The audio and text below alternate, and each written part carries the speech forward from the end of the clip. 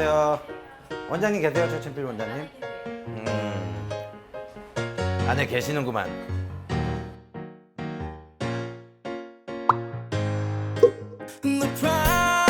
나왔어. 정철. 여브로.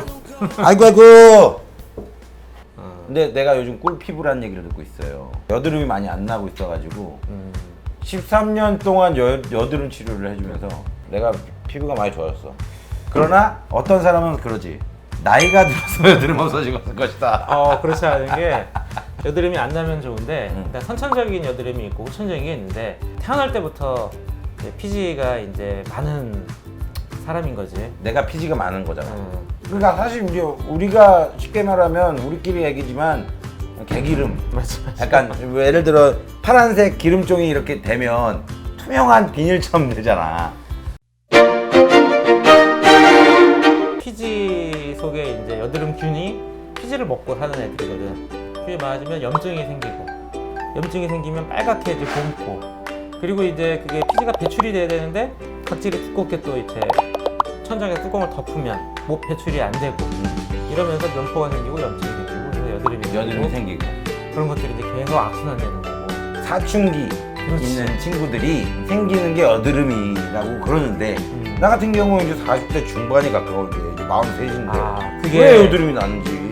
사춘기 때 성호르몬 때문에 여드름이 올라오는 게 맞는데 이게 잘못 알고 있는 게 있어요. 뭐가? 그러니까 사춘기가 지나서 이제 20대 되면 여드름이 안 난다 생각하는데 그러니까 여드름이 나는 시기가 사춘기부터라는 거지.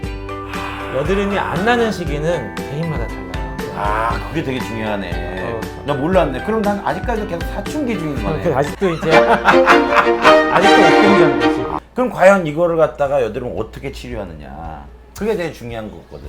왜냐면 그래서 이제 뭐 여드름 난 피부인데 여드름을 완치시켜달라, 여드름 안 나게 해달라, 이건 불가능한 거예요.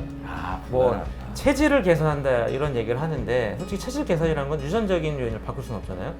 근데 우리는 왜 여드름을 치료해야 되냐면 여드름 후유증을 만들어요. 뭔데 휴지? 후유증이 그 세 가지가 있는데 붉은 자국, 그다음에 색소 침착, 해인 흉터. 그러면 여드름이 올라오다가 나중에는 이제 안 났는데 여드름 후유증은 계속해서 남기 때문에 후유증을 예방하기 위해서 치료하는 거예요. 생활 습관 교정이 중요한데 요새 이제 신기한 패턴이 생겼어요. 그러니까 옛날에 우리가 생각한 여드름은 멍게 여드름, 염증 심한 여드름이 이제 주였는데 좁쌀 여드름이 많아요. 요즘 좁쌀 여드름이 많아? 그래서 요새 젊은 이제 학생들이 그게 생활 습관이 잘못이에요. 그러니까 화장을 잘못하는 거죠. 세안을 잘못하고 잘못 지워가지고. 이런 것들이 좁쌀 여드름을 만들고. 그래서 여드름을 치료할 때 첫 번째 생활 습관을 잘 잡아야 돼요. 화장 습관, 세안 습관, 자는 거, 먹는 거, 뭐 스트레스 이런 것들을 잡아야 되고. 두 번째는 이제 적절한 이제 약물 치료죠. 먹거나 바르는 약물 치료. 근데 이제 후유증이 남았기 때문에 후유증을 붉은 자국이냐 색소 침착이냐 흉터냐에 따라서 적절한 레이저 치료. 그럼 나처럼 이렇게 푹푹푹 파인 사람들은 레이저를 계속 반복적으로 이렇게 받아주는 게 좋다.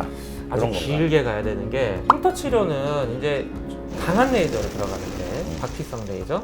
이거의 문제는 너무 저자하다 보면 피부 장벽이 깨지면서 민감하고 얇아지고 빨개져요.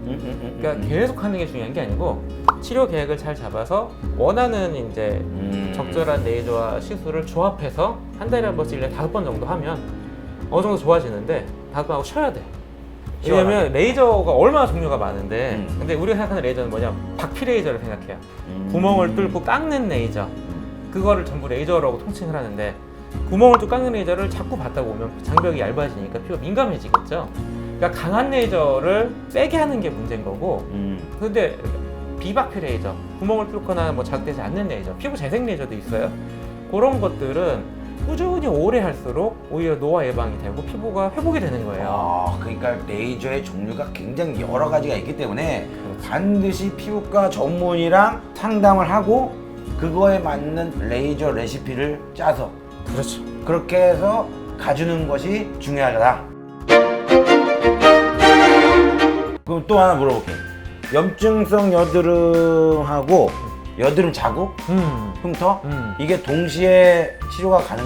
그래서 어떤 분들은 여드름이 심하니까 레이저는 일단 여드름이 가라앉힌 다음에 레이저 잡고 그 다음에 치료하자 이렇게 얘기하는데 최근에는 이제 혈관 레이저라는 게 있어요. 혈관? 혈관 레이저. 혈관이면 뭐요? 피 통하는데 그런 거 아니야? 왜냐면 염축성 여드름 빨갛잖아요. 여드름에 의해서 후유증이 되는 과정이에요. 근데 혈관 레이저라는 거는 이런 염증과 붉은기를 잡아주거든요. 즉 여드름이 나는 상태에서 여드름과 붉은 자국이 동시에 있을 때 혈관 레이저를 하면 그 형이 지금 그거 있는 거네 이 병원에. 예전에 했었잖아요. 시너지 멀티플렉스. 아 시너지가 그거구나. 그치?